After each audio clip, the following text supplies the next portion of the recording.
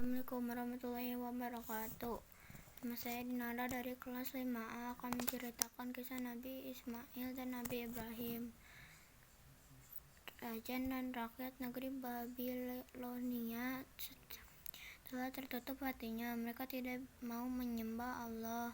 Nabi Ibrahim semakin terpojok dan tertindas melihat keadaan demikian. Nabi Ibrahim memutuskan untuk hijrah dari Babilonia ke Palestina bersama istrinya, Siti Sarah. Di Palestina, hari demi hari dilalui Nabi Ibrahim dan istrinya dengan berdakwah menegakkan agama Allah di Palestina. Nabi Ibrahim dan istrinya hidup damai bersama umatnya yang taat kepadanya. Hari demi hari usia Nabi Ibrahim dan istrinya semakin bertambah dan semakin menua. Akan tetapi Nabi Ibrahim dan istrinya belum dikaruniai seorang anak. Hal itu sangat merisaukan istri Sarah. Istri Nabi Ibrahim, Siti Sarah, berharap suaminya punya anak yang akan mewarisi dan meneruskan dakwahnya. Siti Sarah lalu menyuruh suaminya untuk menikah dengan Siti Hajar, pembantunya. Tujuannya agar Nabi Ibrahim dikaruniai seorang anak. Akhirnya Nabi Ibrahim menuruti permintaan istrinya. Alhamdulillah, Allah meridhoi pernikahan itu. Setahun kemudian lahirlah Ismail dari Siti Hajar. Tidak lama setelah kelahiran Nabi Ismail, Nabi Ibrahim mendapat perintah dari Allah supaya memindahkan Nabi Ibrahim dan ibunya ke suatu lembah yang jauh, tandus, dan tidak berpenghuni. Sebenarnya tugas tersebut sangat berat, namun karena tugas tersebut adalah perintah Allah, Nabi Ibrahim melaksanakannya. Hajar sangat memahami bahwa suaminya adalah seorang nabi dan utusan Allah. Dengan sabar dan ikhlas, Hajar pun mengikuti kehendak Allah tersebut. Ketika tiba-tiba di tempat yang dituju, Nabi Ibrahim segera meninggalkan istri dan anaknya tersayangnya. Setelah agak jauh, Nabi Ibrahim menoleh ke arah istrinya dan anaknya seraya mengucapkan doa berikut, "Ya Allah, telah aku tinggalkan istri dan anakku di lembah yang sunyi dari manusia dan tumbuh-tumbuhan, agar mereka beribadah kepadamu. Jadikanlah hati manusia tertarik kepada mereka. Berilah mereka rezeki buah-buahan yang lezat. Mudah-mudahan mereka berterima kasih kepadamu." Setelah beberapa hari ditinggal Nabi Ibrahim, Nabi Ismail yang masih bayi ketika itu menangis sejadi-jadinya.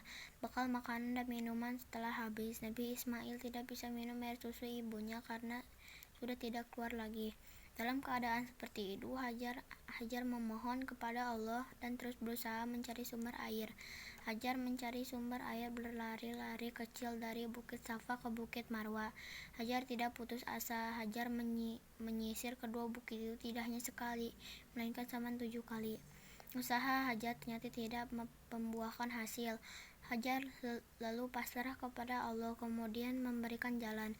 Pada saat Hajar memasrahkan diri kepada kehendak Allah, tiba-tiba datang seorang laki-laki, yaitu bertanya kepada Hajar, "Wahai ibu, siapakah engkau ini?"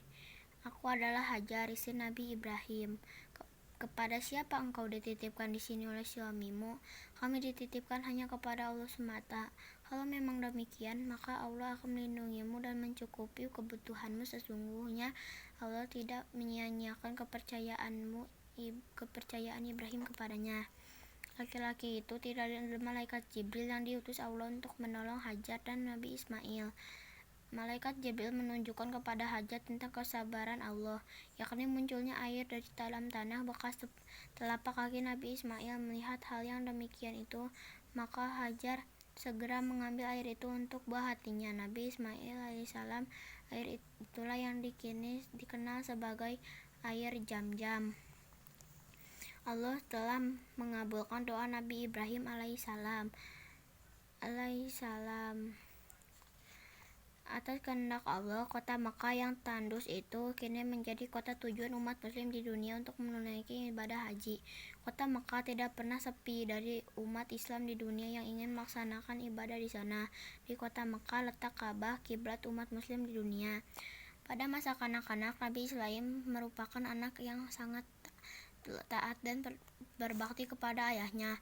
Pada suatu hari, Nabi Ismail mendengar bahwa ayahnya menerima wahyu lewat mimpi untuk mengorbankannya. Mendengar itu, Nabi Ismail merasa takut tidak merasa takut atau risau. Nabi Ismail mengerti bahwa itu benar-benar datang dari Allah. Nabi Ismail tahu bahwa ayahnya seorang nabi yang berdakwah kepada Allah. Pada saat hati ayahnya remuk, redam saat hendak merkorbankan diri, Nabi Ismail alaihissalam memberi semangat kepada ayahnya untuk tabah menjalankan perintah Allah tersebut. Nabi Ismail rela berkorban. Nabi Ismail alaihissalam kemudian melaksanakan perintah Allah tersebut dengan mantap dan yakin. Saat Nabi Ibrahim hendak menyembelih Nabi Ismail, Allah menggantikannya tidak dengan seekor domba yang besar.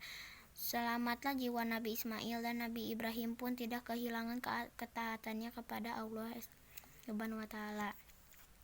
Peristiwa perkorbanan Nabi Ismail tersebut diteruskan oleh umat muslim di seluruh dunia hingga kini, yaitu dengan menyembelih hewan kurban. Peristiwa itu dirayakan setiap tahun, yaitu pada Idul Adha atau Hari Raya Kurban. Ketaatan Nabi Ismail merupakan ketaatan seorang anak yang berbakti pada orang tuanya. Nabi Ismail alaihissalam meyakini bahwa perintah untuk mengorbankan dirinya adalah perintah Allah yang tidak bisa ditolak. Assalamualaikum warahmatullahi wabarakatuh.